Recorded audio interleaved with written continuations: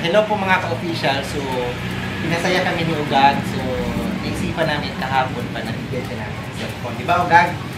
So, ibibigay na namin ng cellphone kay Ugag. So, para may magamit siyang cellphone. So, dahil pinasaya kami maghapon ngayon, tawa kami ng tawa sa kanya. So, ibibigay na namin. So, ito na Ugag yung cellphone mo. Anong masasabi mo kapag na may cellphone ka na? Thank you. Hindi ka ba iiyak? Ganun, hindi? Iiyak. Dapat iiyak ka yung cellphone na ako, ganon. Walang ganon? Hindi ka iiyak? Pero natutuwa ka na may cellphone ka na?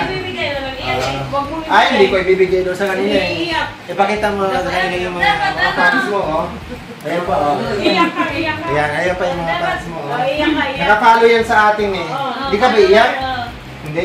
Walang cellphone. Pero ano masasabi mo na bibigyan ka ng cellphone? Thank you. Ano? Ano si Q? Thank you. Thank you. Thank you. So, yun. Alagaan mo to o gagha yung cellphone na to para may ano ka na. Tapos ilagay mo na SIM card. Marunong ka maglagay ng cellphone. Yun, ano na. May cellphone ka naman ano?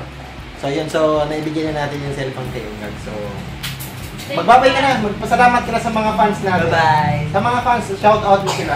Ciao. Anong shout? Darara. Ay, mo shout out. Ako. Ano mo coffee? Shout out yun. Ganon. Sige. Bye-bye lang. Babay na. Sige, babay na. May cellphone eh.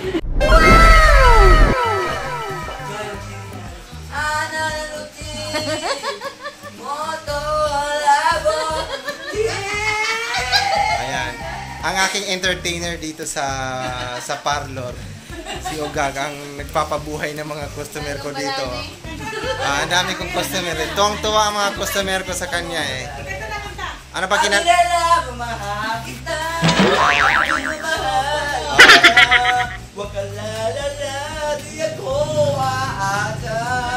yun, oh, diba? Hindi na matuloy yung reband namin. Mag-concert na lang kami. Ang dami kong customer. Natigil dahil kay Ugag. Oh, yan oh. Oh, sana all. Bukas na kami mag-reband.